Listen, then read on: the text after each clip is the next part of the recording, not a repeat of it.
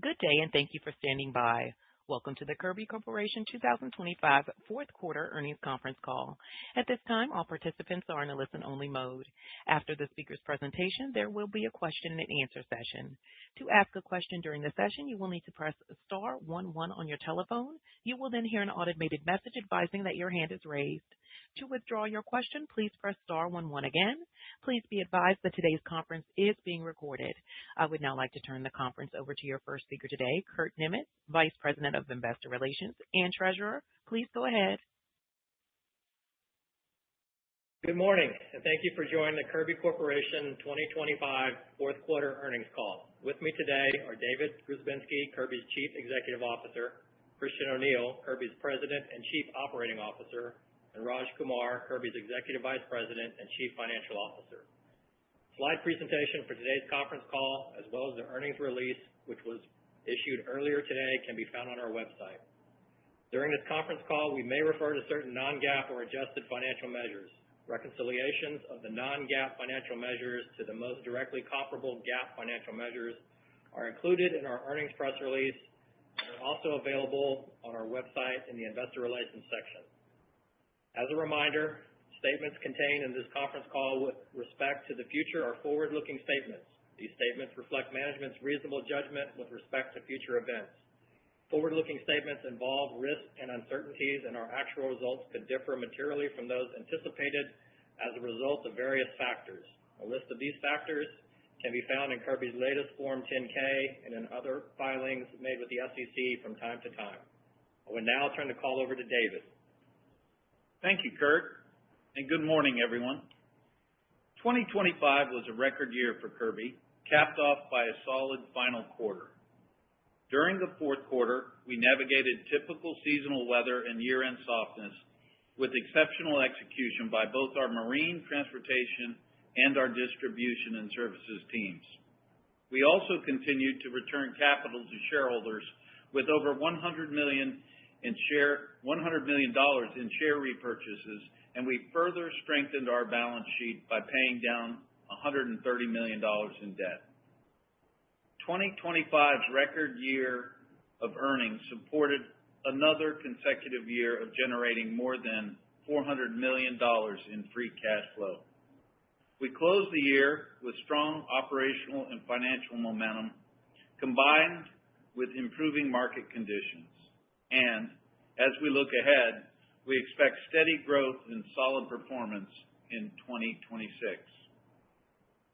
In inland marine, early quarter market softness from muted demand and high barge availability gave way to improving conditions as the quarter progressed.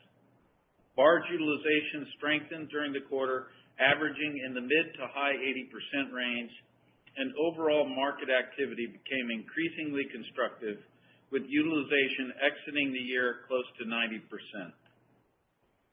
Pricing was mixed, with early quarter softness giving way to firmer prices as utilization improved.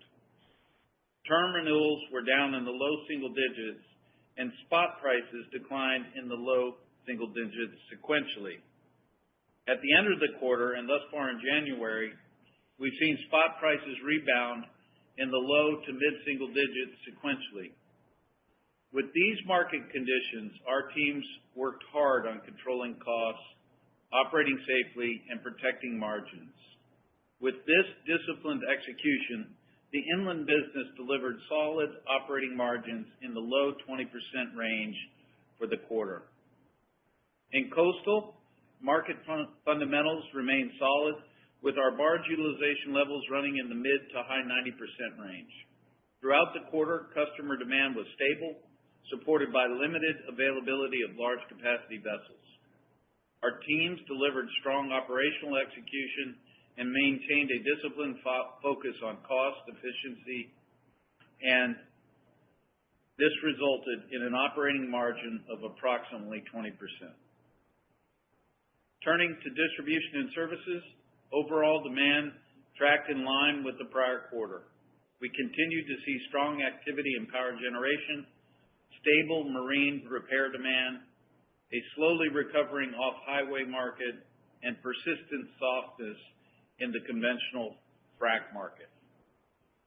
In power gen, total revenues grew 10% sequentially and 47% year over year, driven by execution on existing backlog, which was further supported by strong order flow and multiple large project wins as customers continue to prioritize reliable power solutions.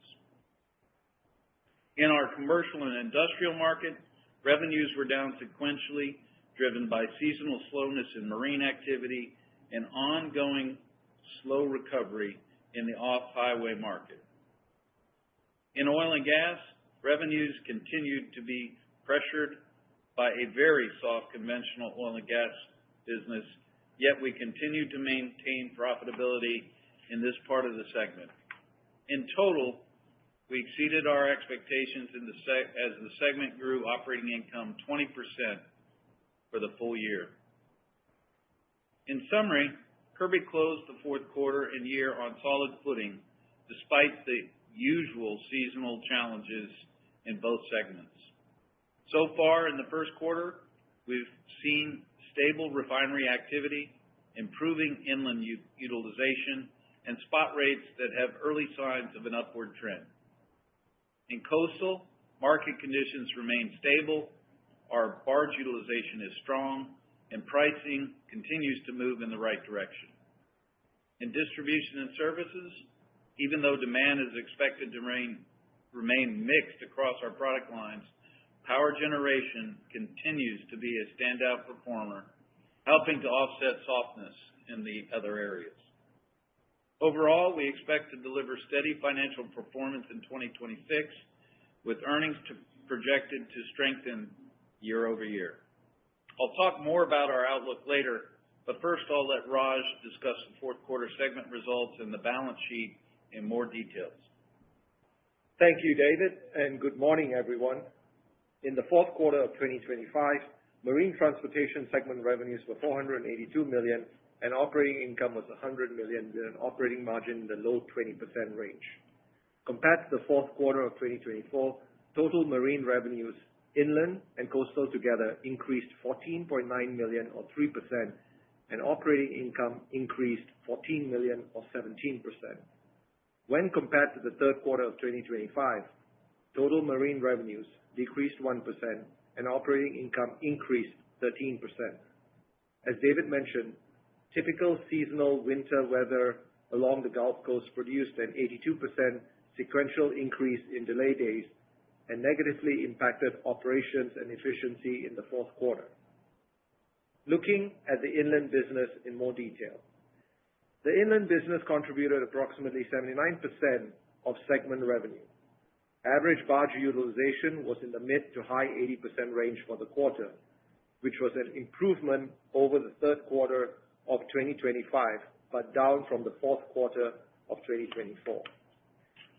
Long-term inland marine transportation contracts, or those contracts with a term of 1 year or longer, contributed approximately 70% of revenue, with 59% from time charters and 41% from contracts of affreightment. Lower market conditions contributed to spot market rates that were down in the low single digits sequentially and in the mid-single digit range year over year. Our term contracts that renewed during the fourth quarter were down in the low single digit range due to the short-term softness in the market. Compared to the fourth quarter of 2024, inland revenues decreased 1%, primarily due to lower utilization. Inland revenues increased 3% compared to the third quarter of 2025 due to higher utilization from improved market conditions. Inland operating margins were in the low 20% range. Margins improved sequentially, driven by aggressive cost management, which helped offset softer pricing, lingering inflationary pressures, and challenging operating conditions caused mainly by weather delays. Now moving to the coastal business. Coastal revenues increased 22% year over year, driven by steady demand, higher contract prices, and limited availability of large capacity equipment. Overall, coastal had an operating margin around 20%, benefiting from higher pricing and effective cost management.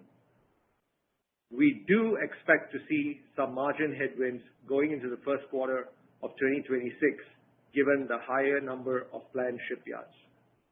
The coastal business represented 21% of revenues for the marine transportation segment. Average coastal barge utilization was in the mid to high 90% range, which was in line with both the fourth quarter of 2024 and the third quarter of 2025. During the quarter, the percentage of coastal revenue from under term contracts was approximately 100%, all of which were time charters. There were no term contracts scheduled for renewal in the fourth quarter. With respect to our tank barge fleet for both the inland and coastal businesses, we have provided a reconciliation of the changes in the fourth quarter, as well as an outlook for the full year 2026. This is included in our earnings call presentation posted on our website. At the end of the fourth quarter, the inland fleet had 1,105 barges, representing 24.5 million barrels of capacity, and is expected to be flat in 2026. Coastal marine is expected to remain unchanged for the year. Now I'll review the performance of the distribution and services segment. Revenues for the fourth quarter of 2025 were $370 million, with operating income of $30 million and an operating margin of 8.1%. Compared to the fourth quarter of 2024, the distribution and services segment revenue increased by $35 million or 10%, with operating income increasing by $3 million or 12%. This growth was driven by the power generation business. When compared to the third quarter of 2025, revenues decreased by $16 million or 4%, and operating income decreased by $13 million or 30% due to the year-end softness in marine repair and off-highway activity and continued weakness in the conventional frac market. Moving through the segment in more detail. In power generation, we continue to see significant power generation orders from backup and prime power, data centers, and other industrial applications, resulting in higher backlog. Overall, total power generation revenues were up 47% year-over-year, with operating margins in the high single digits. Power generation represented 52% of total segment revenues. This is the second quarter in a row that power generation increased its contribution to the overall segment. We anticipate this trend to continue given the strength we are seeing in the data center and backup power markets. On the commercial and industrial side, activity remained steady in marine repair and on highway. As a result, commercial and industrial revenues were almost in line with the prior year. However, revenues were down 11% sequentially due to seasonal softness in marine repair and on-highway activity. Commercial industrial made up 40% of segment revenues and had operating margins in the high single digits. In the oil and gas market, we continue to see softness in legacy conventional frac-related equipment as low rig counts and lower fracking activity tempered demand for new engines, transmissions, service, and parts throughout the quarter. Revenues in oil and gas were down 45% year-over-year and 33% sequentially, and operating income was down 30% year-over-year and 54% sequentially. Even with the declines in revenue, oil and gas was able to aggressively manage costs and maintain profitability. Oil and gas had operating margins in the high single digits in the fourth quarter and represented 8% of segment revenue. I would like to take a moment to call out a few other items that have had an impact on the income statement in the quarter. We have seen an increasing trend in our medical costs and expect this to continue in 2026. This impacted fourth quarter operating margins in both of our segments. Conversely, moving down the income statement, our general corporate expenses declined in the quarter as we experienced lower claims losses driven by our strong focus on safety and execution. The medical cost increases were largely offset by the lower claims losses. We will continue our relentless focus on strong safety and operational excellence, but we expect continued higher medical costs going forward, and we expect general corporate expenses to normalize in 2026 at a similar level to the first 3 quarters of 2025. I'll now turn to the balance sheet. As of December 31st, 2025, we had $79 million of cash with total debt around $920 million, and our debt-to-cap ratio was 21.4%. During the quarter, we had net cash from operating activities of around $312 million. Fourth quarter cash flow from operations benefited from working capital reduction of approximately $127 million. We used cash flow and cash on hand to fund $47 million of capital expenditures, primarily related to maintenance of marine equipment. Free cash flow generation during the quarter was just over $265 million. We used $102 million to repurchase stock at an average price just under $99 and reduced our debt by around $130 million, further strengthening our balance sheet. As of December 31st, we had total available liquidity of approximately $542 million. For all of 2025, we generated cash flow from operations of $670 million, driven by higher revenues and earnings and our continued focus on working capital. Having said that, we still see some supply constraints posing some headwinds to managing working capital in the near term, especially to support the growth in the power generation space, and expect a build in working capital at least in the first half of 2026. With respect to CapEx, our total capital spending was $264 million for 2025. Approximately $220 million was associated with marine maintenance capital and improvements to existing inland and coastal marine equipment and facility improvements. Approximately $45 million was associated with growth capital spending in both of our businesses.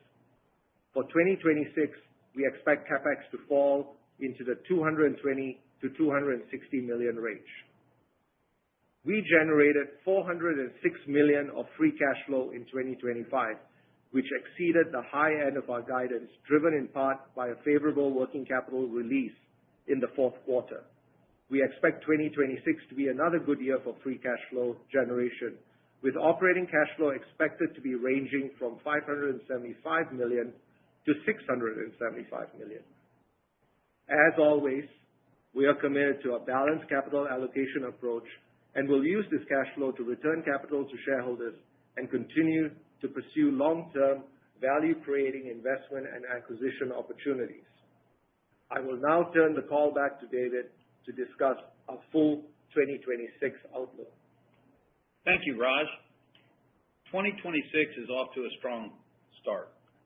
While macro factors, including Venezuelan oil flows and ongoing tariff developments, may create some near-term noise, they could also present upside for demand. We exited the year with solid momentum. Refinery activity is steady, inland barge utilization is improving, and spot rates are showing early signs of firming. Coastal market conditions remain constructive, with pricing continuing to move in the right direction. In distribution and services, even though demand will vary across product lines, our power generation business remains a standout. Our expanding backlog, continued strength in customer demand, and the rising importance of reliable 24/7 power are driving sustained performance in this segment. These tailwinds are helping to balance softness in other parts of the business, but they do position us for continued growth. Overall, we expect to deliver consistent year-over-year earnings growth in 2026, supported by stable operations, improving market fundamentals, and strong execution across the company.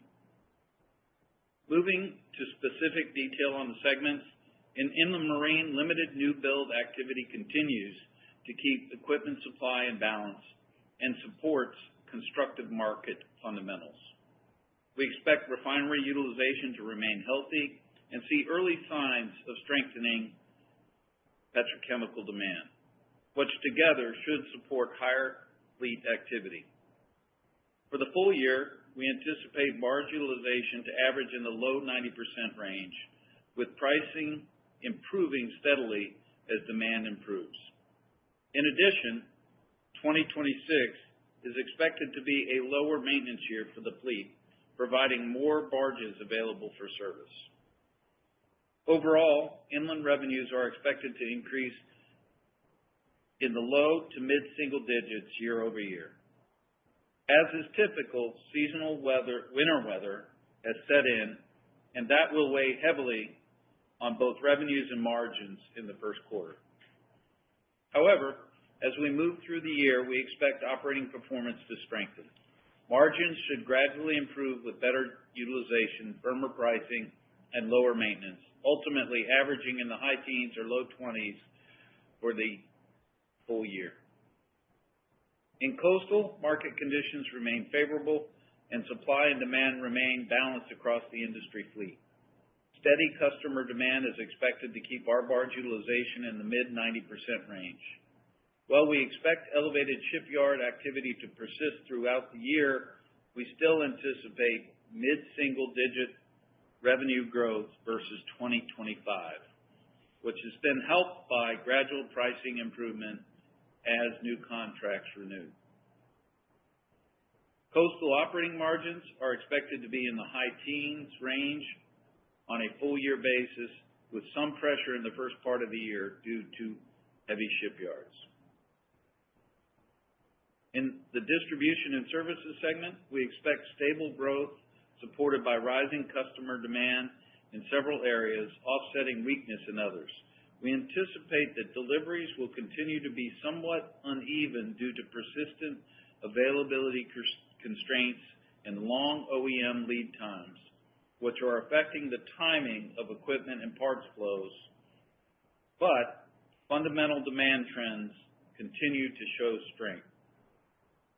Power generation will continue to be a core engine of growth for the segment, driven by a robust order pipeline, expanding backlog, and rising customer focus on reliable prime power and backup power solutions across industrial and energy applications.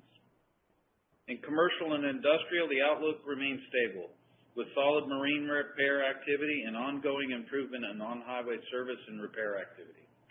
In oil and gas, we expect revenues to be down in the double-digit range as demand continues to be soft, but more importantly, we expect to continue to maintain profitability in oil and gas, driven by strong cost control.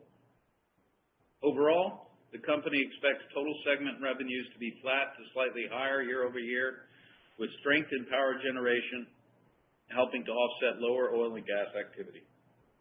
Operating margins are projected to be in the mid to high single-digit range on average for the full year, with continued discipline on cost management. To conclude, overall, 2025 was another record year of earnings, and we remain encouraged as we look to this year and beyond. Despite the softness we saw in the inland market in the second half of 2025, limited new build activity in the marine market continues to keep industry supply in check, and our customer demand remains solid. The demand for our power generation equipment is strong and growing as we continue to receive new orders and build backlog. Our balance sheet is in excellent condition, and we expect to generate significant free cash flow again in 2026. Overall, we anticipate solid financial performance for this year, with solid earnings growth and supportive fundamentals extending into the coming years. Operator, this concludes our prepared remarks. Christian, Raj, and I are ready to take questions. Certainly. As a reminder, to ask a question, please press star 11 on your telephone and wait for your name to be announced. To withdraw your question, please press star 11 again. Please stand by while we compile our Q&A roster. And our first question will be coming from Reed Fay of Stephens Inc. Reed, your line is open. Hey guys, thanks for taking the question. I just had a question on 4Q term contract pricing. It was down slightly, but I would assume that these have some type of forward-looking conversation when you get into the room with these customers. Is this somehow a read into maybe their demand outlook into 2026, or is this solely a function of near-term pressures? And then if you can give any color on how these conversations are going so far in 1Q, as you say, you've seen a bottoming in spot rates, that would be very helpful. Thank you. Sure. Yeah. Good morning, Reed. Thanks for the question. Christian and I will tag team this a bit. Yeah, the fourth quarter, we had a pretty weak demand early in fourth quarter. It was carrying over from the third quarter being a little weaker on demand. So we had a little more barge availability than we would have liked. That put some short-term pressure on term pricing. As you heard, it was down low single digits. That's just part of the normal renewal cycle. The good news is that we've already seen spot prices retrace and are probably up more so far in January than they were down in the fourth quarter. So that bodes well for the renewal cycle going into this year.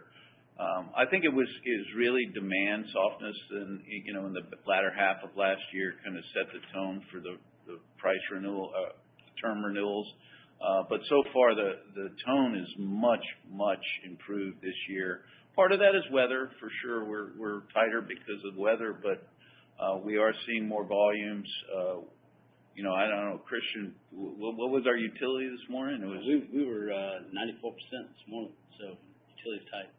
Yeah. Anything you want to add on pricing? Yeah. No, thank you, Reed, for the question. I think your observation that near-term pressure was probably more of what we saw in Q4. I don't think it reflects an outlook of our customers on 2026.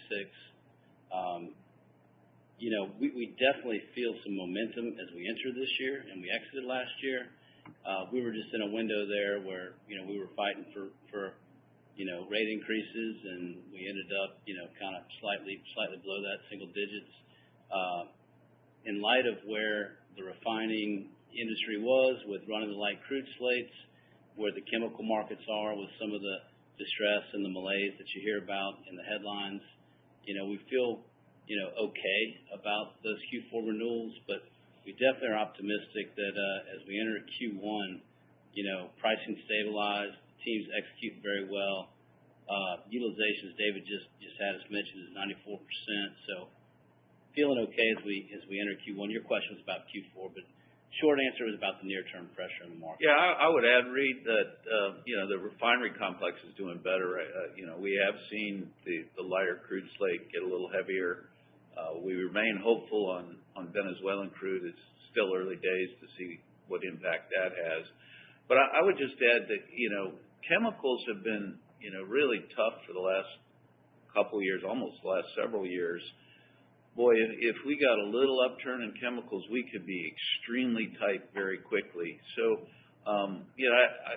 we're feeling that tightness, and I think our customers are starting to feel the tightness. So we're very constructive about how this year looks, and the good news is nobody's building equipment as well. So that's it's a really constructive market as we head into full year 26.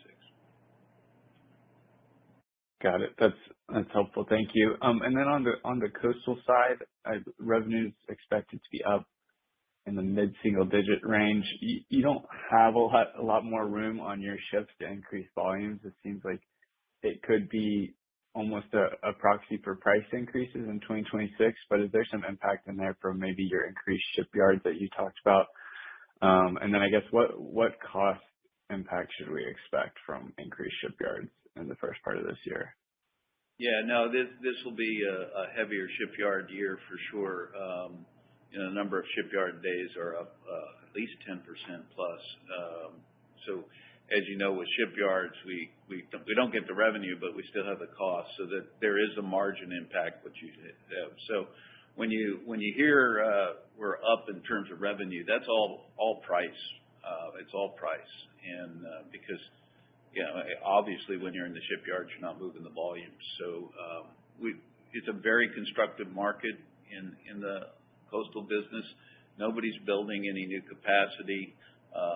It's pricing to justify new builds is still 40% plus away. So nobody's thinking about building. Even if they were to build, it would take 3 years from kind of deciding to build. So we're very constructive on the coastwise business. I will say that we've had several years now of double-digit price increases. So the law of large numbers is coming into play. So seeing double-digit 20% type price increases, probably won't see those going forward. But we are still getting price increases. The market's really tight in the large capacity vessels. So we're very optimistic about coastal. Perfect. Appreciate the color, guys. Thanks, Reed. Thanks, Reed. And our next question will be coming from Ken Hoexter of Bank of America. Your line is open, Ken. Hey, great. Good morning, Dave, Christian, and Raj. So you guys set a pretty big range for EPS, right? 0 to 12. Maybe drive a barge through there. So maybe just talk a little bit about bottom, expectations or thoughts. And I don't know, is that more on the deliveries for power gen and the timing of that? Is it, unknown about I guess most of your contracts I thought were done in the fourth quarter for inland. Is there still a lot of debate given the flux of what's going on with rates? So maybe just walk through your thoughts on the range, why so large, and then where the opportunities lie. Yeah, no, I think you hit the key reason. There's a couple reasons for the breadth of the range. Power gen deliveries are a big part of it. As you know, the OEMs still are supply chain constrained. We get lumpy deliveries from them, and then we've got to process them through our manufacturing facilities. So, the cadence of power gen deliveries is a big part of it. And then a lesser extent is the inland market and how much pricing improves throughout the year. We're very optimistic, but we don't want to be too optimistic given we saw a little demand pullback last year when the crude slate went a little lighter. So far, we're seeing a heavier feedstock slate come in, and that's certainly helping. Our refining customers are having really good years, and I think they like cracking the heavier crude. This Venezuelan is just part of it, but given Venezuelan coming back in is also making Mayan and Mexican crudes slates a little cheaper. So there's some good dynamics coming, but we're a little cautious given what we saw in the third quarter in terms of demand. So that's part of our guidance range, Ken. Yeah. So maybe clarify just the inland part of that, right? Because that caution, right? So your inland turned the corner and seems to be accelerating into the start of the year, but the high teens to low 20s, maybe a little bit lighter than I don't know. Is that, are you thinking some capacity coming back just given the lack of yard work, or is it a slower start to rates? I'm just wondering why, because you seem so bullish on getting at least that 20s level before. Yeah, let me take a shot at that, Ken. So on the inland side, I think supply and demand remain in excellent condition. I want to just tighten up one thing that you mentioned, that the percentage of contracts that were in Q4 was probably 30%-ish of the portfolio that just repriced that single digits down. So that bakes through the forecast. But I think we're feeling pretty good today about where spot markets can go. We'll see, and maybe that puts you at the higher end of that range if all that continues. And David referenced the Venezuelan crude dynamic. That could be significant. Not sure how much that is really priced into the forecast. It's hard to do that. I was joking with David and Raj. I wish we'd have gone a day or two after all these big refiners calls today. We would sound a lot wiser about all that. But I don't know if that answers your question. But inland's got some positive optionality upside with spot rates as we go through the year. Yeah, I guess a caution on the margin. We fully would expect to be in that 20% range, but we are seeing some inflation. one of the things that's actually helping the marine dynamic market here is mariners are still very tight. And so, we are seeing wage pressure, and, there's still some inflation that's impacting. So, yeah, maybe we're being a little conservative, but, we thought it's better to be prudent given the inflationary environment and knowing that it's going to take a little more spot market improvement. Yeah, David, we saw the medical costs this quarter inching up. It's been trending higher. So inflation is real there. Ken? Yeah. Last one, if I can, just sneak one more in. Your capital allocation, right? Dave, you mentioned all the time, like when you never want to sell at the bottom. Now that D&S or at least the power gen market is really taking off and establishing itself, is that now part of core? Do you view it as core? Is that something you still look at opportunities? Maybe just your big picture thoughts on the business. Yeah, no, well, we're really excited about power gen. It's been a lot of fun.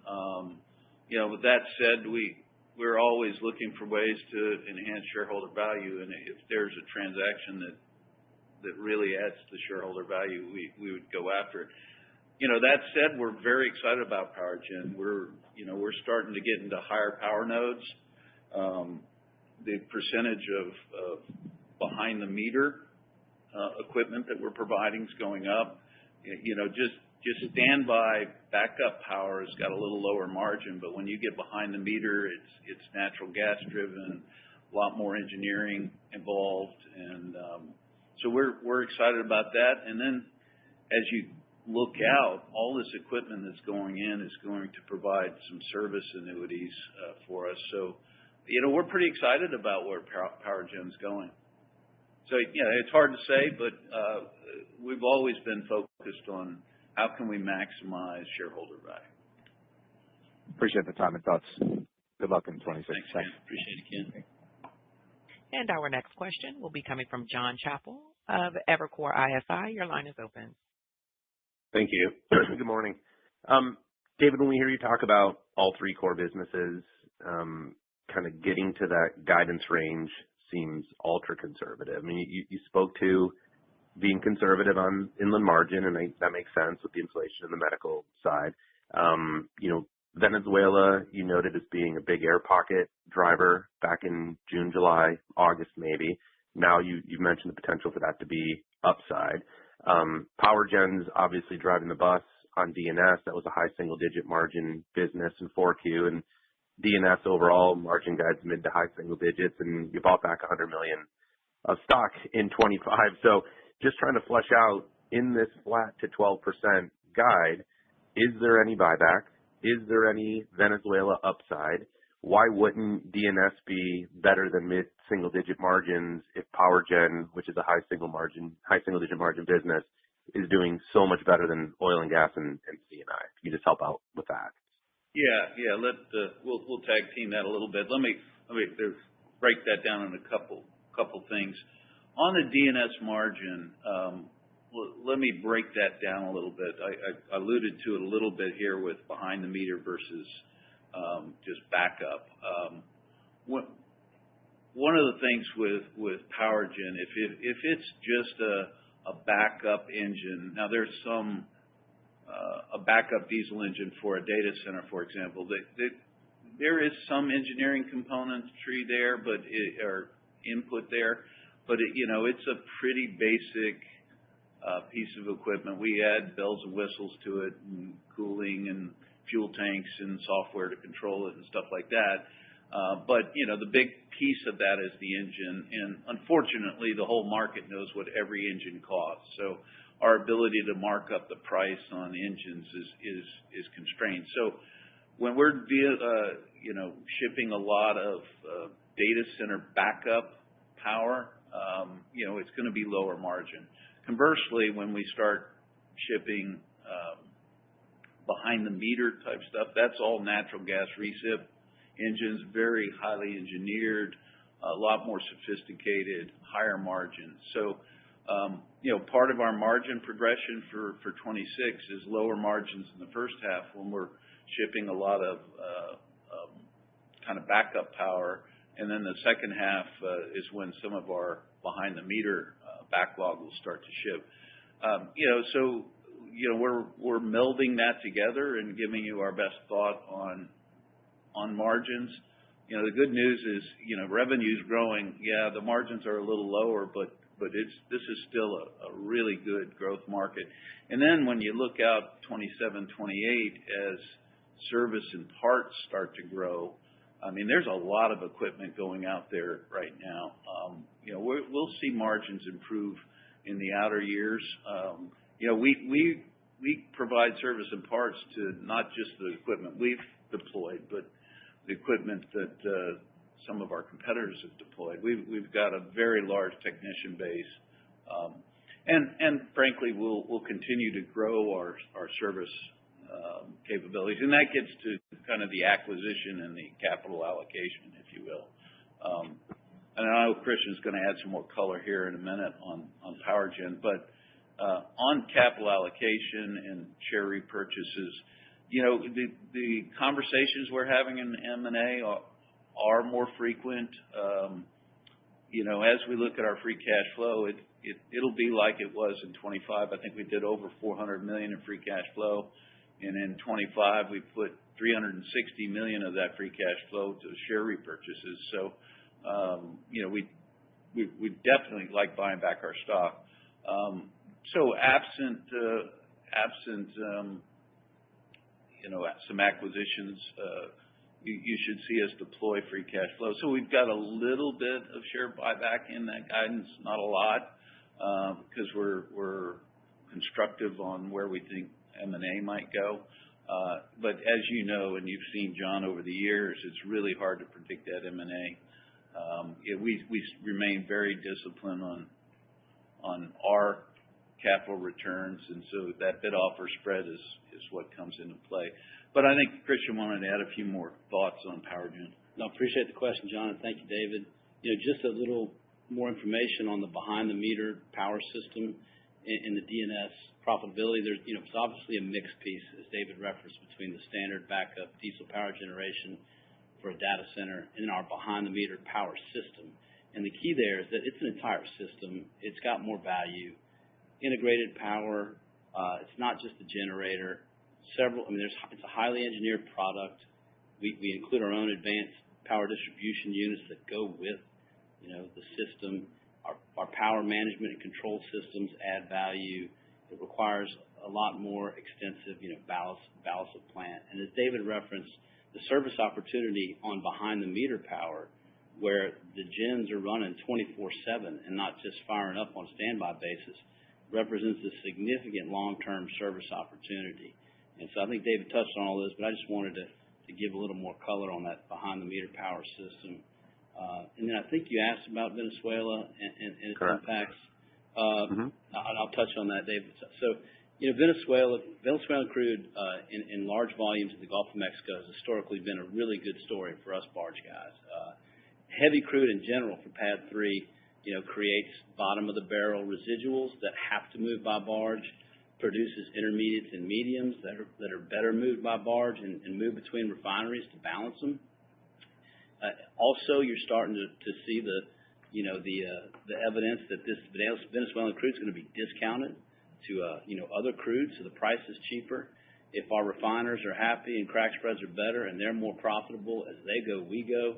And we have seen a small sample set already of some refiners taking positions on equipment, particularly our thermal fluid, hot oil pieces of equipment. We own and operate the largest black oil heater fleet in the industry, and we've seen some small, just a small sample set today of people taking positions in advance of Venezuelan crude. So, again, I'm not sure, we really, part of the problem, John, is we haven't seen the volumes yet. There's a lot of talk of the Venezuelan volumes coming. The refinery complex is pretty big, and they process a lot of crude, and so so far it's just been a drop in the bucket. But there's a lot of good discussion out there, but we haven't really seen the barrels come in yet. Yeah, I imagine we'll all be a little wiser after the refiners do their calls today. Yeah, that all makes sense. That's super helpful context. And just a two-part follow-up to my apologies, so many questions. One, you talked about a potential kind of price holiday, so to speak, for some of your biggest customers as they struggled a little bit in mid-25 that I think you were supposed to get back in 26. So just want to see if that's going to shake out as you had expected and baked into the guide. And then two, seems like there's a lot of surging demand in gas turbine production and some of maybe your biggest customers in the U.S. So I don't know if that's a 26 event or a 27 or beyond event, but anyway, you can kind of, talk to that potential as well. Let me touch on the rates, on what we had. There were some opportunities for us to help some very large long-term customers who were going through austerity measures, and we did the right thing and took a haircut on some rates in 25. Those rates will come back in 26, and we continue to just be good partners where we can. We're in it for the long run. So I guess the rate holiday, as you referred to it, I don't see any of that today that we need to talk about.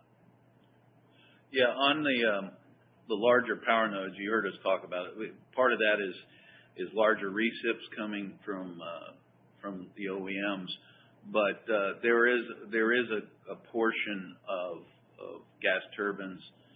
We are working actively right now packaging some larger gas turbines, but those are revenue in 27, and then assuming that goes well, it could become very meaningful in 28 and 29. Got it. Incredibly helpful. Thanks, Christian and David. Yeah, thanks, Sean. Our next question will be coming from Sharif El-Maghrabi of BTIG. Your line is open. Hey, good morning. Just one from me. Spending some time on the CapEx guidance, $65 million is earmarked for growth, but we're not baking any acquisitions into our estimates for the size of the inland fleet on the inland side. So I'm wondering if you have any lines of sight on opportunities in inland, and if you could please give us an update on how new build pricing is trending this year versus a year ago. Thank you. Yeah, we'll jump into that. Raj outlined the CapEx, but we don't bake into our CapEx guidance any acquisitions. The acquisition pipeline is probably more bolt-on than transformative in what we're looking at. On the inland side, they could be in the order of $100 million type dollar deals, but they're probably not billion-dollar deals this year. We always remain hopeful, but we're being a little more pragmatic there about what the bid offer spread could narrow to and what opportunities that gives us. On the D&S side, those would be very small, bite-size, kind of under $50 million type dollar deals that get us more service capabilities, more longevity in terms of recurring revenues in D&S. But to your direct CapEx, that growth CapEx is really just helping us expand some internal capabilities. For example, in our power gen, we're building a new building that handles these higher power nodes. It's not a big CapEx. It's under $20 million kind of expenditure, but it's a bigger, taller building with bigger cranes that can handle some of this bigger equipment. Those are the kind of growth CapEx that we're talking about. And I can talk about new build pricing. So, Sharif, new build pricing is consistent with where it's been in prior quarters. Steel really hasn't moved much. And the cost input for labor at the shipyards, I continue to hear from our good friends that operate the major shipyards that they still have some challenges around labor, and the labor costs are still running pretty hot. You're looking at about $4.5 million to build a 30,000 barrel cookie cutter clean barge, and that's consistent with where it's been. So, and on the new construction, windshield and looking in arrears, we saw about, we think 50 to 60 barges get built last year, probably somewhere in that same realm, 50 to 60 barges in 2026. And we do follow, retirements as closely as we can. It's not an exact science, but we do think retirements did outpace new construction in 2025. And so, I think the shipyard dynamic, pricing, supply, the ability of shipyards to supply, a larger volume of barges is still constrained. And so I think all that's pretty consistent with what we said in prior quarters. Okay. Yeah, very helpful. Thank you both. Yes. Thanks, Sharif. Thank you. And our next question will be coming from Ben Moore of Citi. Your line is open. Hey, great. Good morning. Thanks all for your great insights. Maybe just on the storm impact in 1Q, could you share your views on that, on your inland and coastal volumes and pricing? And you mentioned utilization at 94%. Can you kind of parse out how things are looking so far into the quarter and how that might progress the rest of the quarter stepping up? Yeah. Good morning, Ben. Yeah, thanks for the question. I'll let Christian answer that on the weather impacts of the marine. But just anecdotally, the winter storm here helps our power gen business, believe it or not. We rent large trailers that have, say, a megawatt's worth of power, and they go out to customers like Walmart, Target, Costco. So that's a little hedge against some of the negativity that comes with a winter storm. But I just want to add that little tidbit before Christian talks about how it impacts the marine business. Yeah, thank you, David. So, Ben, starting north to south, you're seeing ice build on the Illinois River, which does affect navigation, slows down navigation. We do have contractual protection against risks like that, ice clauses and whatnot. So it shouldn't be a real factor. Other than that, it might chew up some more barge days, and maybe some trips get a little less efficient. In the Gulf of Mexico, I was pleased to see the refiners and the chemical plants that have had some real issues in freezing weather and ice storms below and their continuity. I don't think we saw any really major interruptions to production of chemicals refineries that were can be attributed to the cold weather. There was one unit in Seadrift that I know shut down, but beyond that, we didn't see a sort of anomalistic industry demand effect from the cold weather. If anything, you could argue it might be a net positive, as really there wasn't much traffic moving for a couple of days, which really tightens up the market from a utility perspective. So not a non-event, but nothing that would significantly move the needle in Q1 as I sit here today. Great. Really appreciate that. And maybe going back to, you shared some great insights on the overall Venezuelan oil complex. Can you share, you've got possible crude inbound, northbound into the U.S. that you could be a part of, and then the refined product from that you can be a part of. Can you also discuss going outbound down south, being part of the supply chain of dilutants like C5 and naphtha into Venezuela to lower their viscosity coming out of the source? Maybe discuss each of these sort of up, down, and all around type movements that could drive potentially kind of offsetting the chems recession and drive growth in marine over the next couple of years. No, that's a great question. The international pieces of what you described, the diluent, going down to Venezuela and the heavies coming up, probably will leave that to some of the larger ships that are that's their business, is moving crude internationally.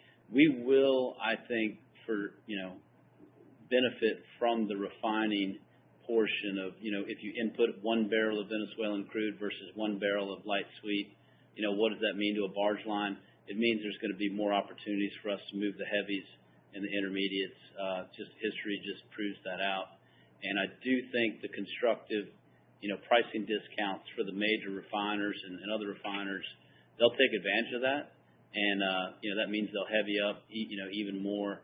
There's maybe some knock-on effects that are, we'll have to watch a while to understand. But as Canadian crude gets backed out of PADD 3, if Venezuela, starts coming in significant volumes, then maybe you'll see some Canadian move into PADD 1 and some other places and maybe produce some similar opportunities in those refining complexes where they're heavying up their slate a little more. So, it's definitely going to have some kind of ripple effect.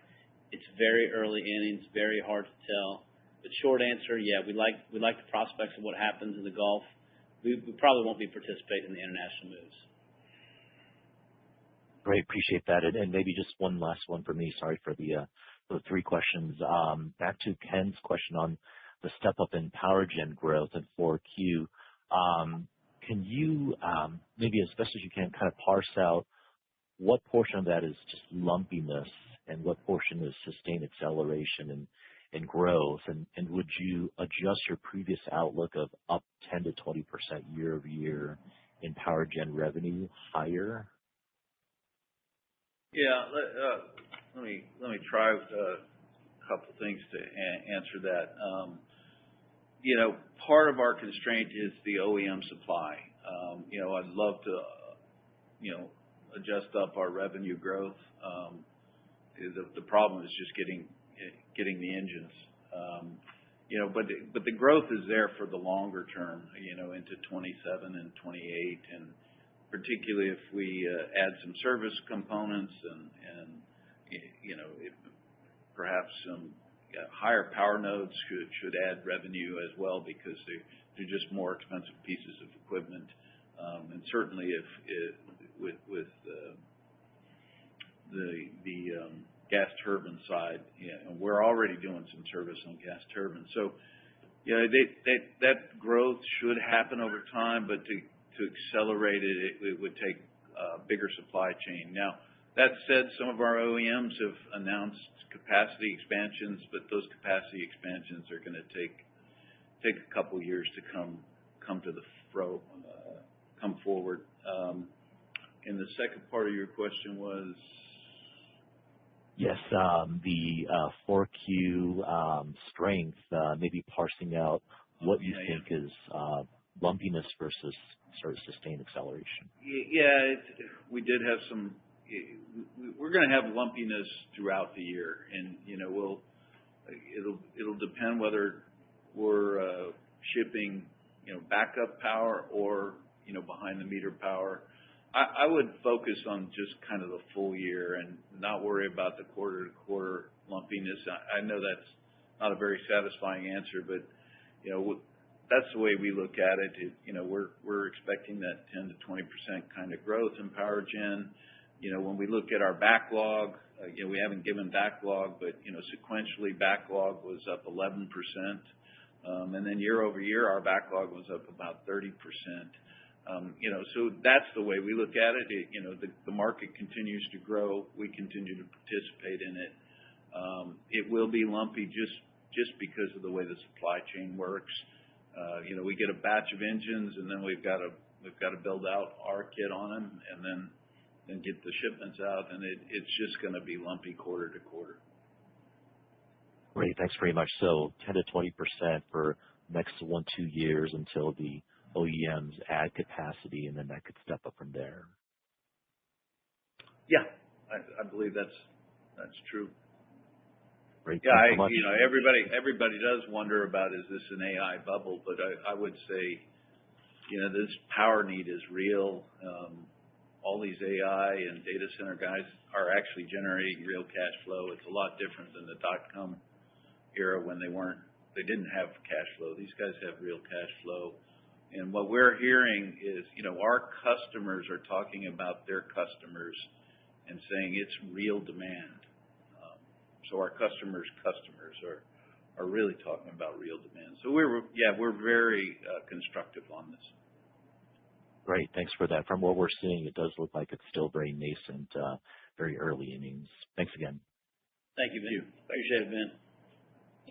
And our next question will be coming from Greg Wasikowski of Weber Research and Advisory, LLC. Your line is open, Greg.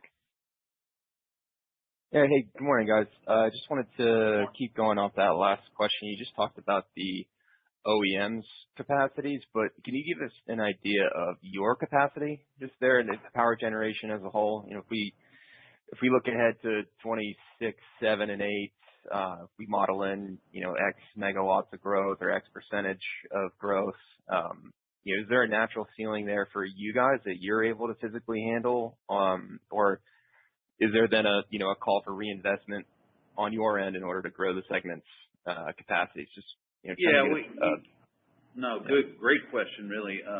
We have two major manufacturing facilities. We do a lot of our branches do a lot of support work and service work, but we have two major manufacturing facilities, one in Oklahoma, one in Houston. We're not running 24/7, so we do have a lot of capacity left. You know, that said, they're very busy, and you know, that's good. Our constraint really is adding service techs. We just continue to need to add service techs. You know, electric equipment's it's got a little more sophistication and a little more need for specialized technicians, and you know, so that's what we're working on growing. I did mention earlier in the call that, you know, part of Raj's description of growth CapEx included expanding a larger building to handle this bigger equipment. We're doing that in the Houston plant. You know, it's not large CapEx. You know, like I said, it's less than $20 million, but we need to do it, not because we couldn't get more throughput through the existing facility, but because we needed the higher crane heights to handle the bigger power node pieces of equipment. You know, we've got the capability to go 24/7, add shifts. You know, sometimes we run evening shifts, but we're not running a night shift now. We do occasionally work. A lot of times we work out through the weekend, so we're not 24/7. So we do have a more capacity. Is the short answer. And also, the bigger the installed base gets, the bigger our parts and service opportunities. Yeah, makes sense. Okay, thanks, guys. One more follow-up on inland. David, you mentioned chemicals being a little bit of a weaker spot. It's something that we tend to hear every quarter as well. I'm just curious to hear your thoughts on why it's been a little softer, and then, you know, what you're looking at for it to potentially turn around either this year or just eventually in the future. Yeah, no, I think the chemical customers are global customers, and they've got plants, you know, all over the world. And I don't want to specifically name some customers, but multiple numbers of customers have been shutting down European chemical facilities. They're just feedstock disadvantaged. And over the years, they keep those plants open because it's so expensive because of labor situations to shut those plants down. You know, they would cut back a little bit in the U.S. and just so they can keep their European plants running. And now that they're shutting those down, we're getting more constructive. That said, we haven't seen a big pop or anything yet. I do believe they're taking the right moves. You know, we heard some Asian plants getting shut down as well. So we're optimistic, but you're right. You know, we do talk almost every quarter about how tough it is in the chemical space. They've really had a tough several years. Now, part of that is, as you know, in the U.S. is new home construction, and auto construction is a big part of their intermediates. You know, that's picking up a little bit. So, yeah, a lot of good things are happening, right? We're seeing more home building in the U.S. Auto production is still kind of flat, but that may be coming back. They're shutting down their European and cost disadvantaged plants around the world. The U.S. chemical plants are the most efficient ones, and they're most efficient because they're newer, and then also because the feedstock situation is so good in the United States. So we're pretty optimistic that, you know, they're closer to a bottom than anything else. Doesn't feel like there's much more downside in terms of chemicals. Awesome. Great to hear. All right. Thanks, guys. Take care. And our next question will be coming from Scott Group of Wolfe Research. Your line is open. Hey, thanks, guys. I know we're past the hour, so I'll just ask one just quick one. Can you just share with us where are we now, both for inland and coastal, on just spot price versus contract price? Like, what's the spread? What's normal? Where do we want the spread to be? Where are we? Yeah, no, we're in a constructive area. There's not much spot in, we're essentially termed up in coastal, so there's no spot work that we're doing there. On the inland side, spot prices are a good 10% above term, which is a very healthy market. We're happy there. The bigger picture is we need 40% higher pricing to justify new builds. So, there's still some room here, and nobody's really building new equipment. So, the construct, as both Christian and I have talked about, is pretty positive for 2026. So I guess ultimately, do you think that Q4 renewal is an anomaly, or is that a new trend? No, I think the Q4 renewals, this is a big basket of 30% of our portfolio. Some of it was up. Some of it was down. The net of it is just, we bake it all together and we're down low single digits. I think that was a reflection of the market at the time, the snapshot in time that we were negotiating those deals. It was coming out of the backside of when the crude slate lightened up and there were barges excess in the market. And, just unluckily happened to be the time we were negotiating those contracts. That said, Q1, renewals looking favorable. Spot market looking favorable, but I wouldn't read too much into low single digit renewals at the end of Q4, honestly. As far as trying to, use that as a proxy for where we're headed, I don't think that reflects where the market's headed right now. I like the optimism and I like the momentum we have going into Q1 here. Right. Thank you. Thanks, Scott. And I would now like to hand the conference back to Kurt for closing remarks. Thank you, operator, and thank you everyone for joining us. As always, feel free to reach out to me throughout the day and next week for any questions. And this concludes today's conference call. Thank you for participating. You may now disconnect.